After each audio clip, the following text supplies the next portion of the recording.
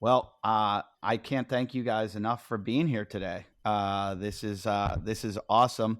I spoke to Freddie one time. We had a call, and I learned a lot. I'm glad I have Freddie here, Doctor, because I'm wasn't the greatest student in the world, and I have a real passion for this kind of stuff, but not the knowledge base. And you'll see. Sometimes you'll hear me talk, and you'll go, "Wow, he knows what he's talking about," and then other times I have no idea. So, welcome to the Wadcast podcast, where uh, I'm an idiot, but I'm very intrigued by everything nutrition and health and fitness and strength and conditioning. So, and I am absolutely obsessed with amino acids. Okay, well, I'm glad to be here. You have developed something that, well, I mean, it's nothing new. I was telling Freddie in our call earlier that I was taking amino acids, and I believe my sophomore year of high school when I first started lifting weights, and they were the size of they were like a horse pill, and there were like, I don't know, I think I had to take like 8 of them or something back in the day. So what's the difference between what was going on then to what is going on now that I just take a little bit of powder and I'm getting all the essential amino acids?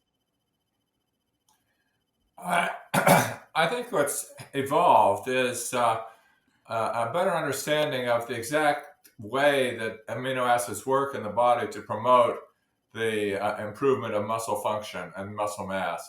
And what we've seen is that over the years, my work has been specifically focused on looking at the different metabolic controls of muscle metabolism and designing different formulations to specifically target particular responses. And in that context, I have 14 different patents of different amino acid formulations for different applications. And the focus for muscle has been in a couple of respects, one of which is the growth and development of new muscle protein, but also to help perform exercise, the taking advantage of the amino acid concentrations in the blood that promote better focus and enthusiasm for doing a workout, and uh, amino acids that promote better health in elderly individuals, that promote liver function. These are all different formulations that have separate patents based on the specific metabolic responses that they're addressing.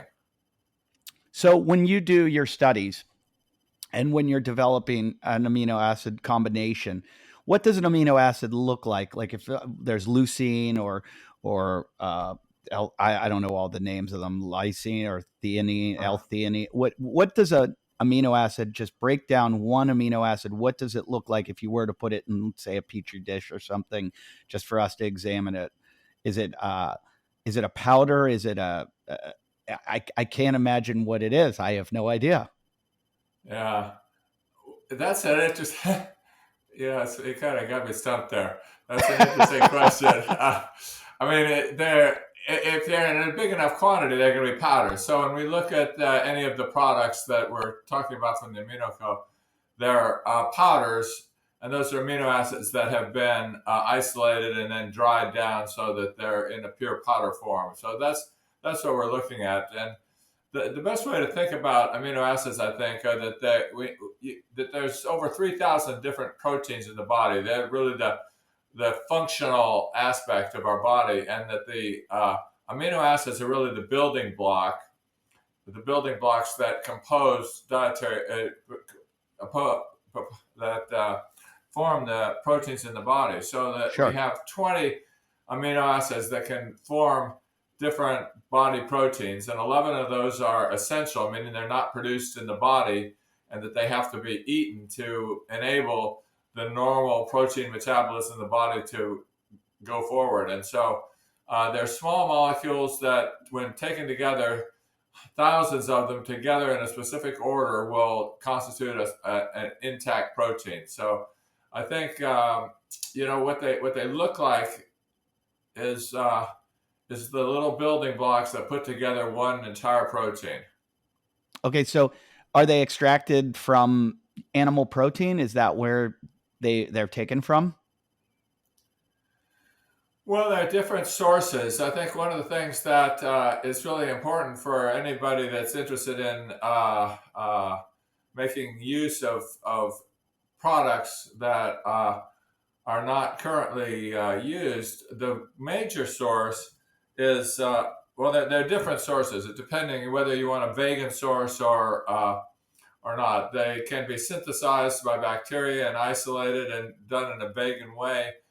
But the most common is actually from duck feathers. There are billions of tons of duck feathers around the world that are burned every year, and the way that the duck feathers are processed can isolate the amino acids that form the proteins in duck feathers, so that the bulk of amino acid products are taking advantage of a product of something duck feathers that are normally incinerated and disposed of. So that really it's a remarkably efficient way to sustain a product development without impinging on any aspect of environmental concern or any other concern. That's amazing. I would have never that like if Yeah. you made me guess that, I wouldn't have got that in a million guesses. Yeah, that was the same response I had. The thing that surprised me was how much duck feathers there are. But yeah, so because but the duck feathers are almost entirely protein, so that when you see it that way, then what's happened is that they take those feathers and do the chemical procedures to isolate the individual amino acids, and then the individual amino acids are formulated together to make specific products that we use for different applications. And so when you were discovering this and getting these patents, are you just running study after study and going, well, I'll try it with these, these 11 and these 7 and maybe not these 3 and just, trying them in and out each and every time? Is that the kind of thing you're doing, or how do you figure Well, that out? yeah, I'd like to say it's much more scientific than just guessing at it. But there's certainly an element of that. But if you think about it, there are 9 essential amino acids. So the number of permutations of different combinations are really almost limitless. And Sure. so, we haven't taken that approach. The approach is doing metabolic studies that identify the actual requirement for and the best combination of amino acids in theory. And so that we've boiled it down to a pretty defined range of what we think is optimal. And then within that range, maybe using testing 2 or 3 different formulations. But the basic structure of a product is developed through understanding the metabolic response that we're trying to generate. In the case of exercise, we're trying to promote the development of new muscle protein fibers and increase muscle protein turnover, where we're breaking down the old muscle fibers that aren't as functional and replacing them with new muscle fibers. And we're also trying to sustain neurotransmitters that keep our mental focus throughout a workout. And those are things that are developed before anything to do with the product. And then once we have the product, we do studies of how much should we give to give an optimal response, and maybe tweak the composition a little bit based on taste as well as other factors. But fundamentally, it's the determination of the metabolic response that's really the determinant for the composition. So this is why something like your formulation is different than any other like every amino acid product that you would buy out there. They're all different formulations, correct? Well, unless they're pinching on our patent, yeah.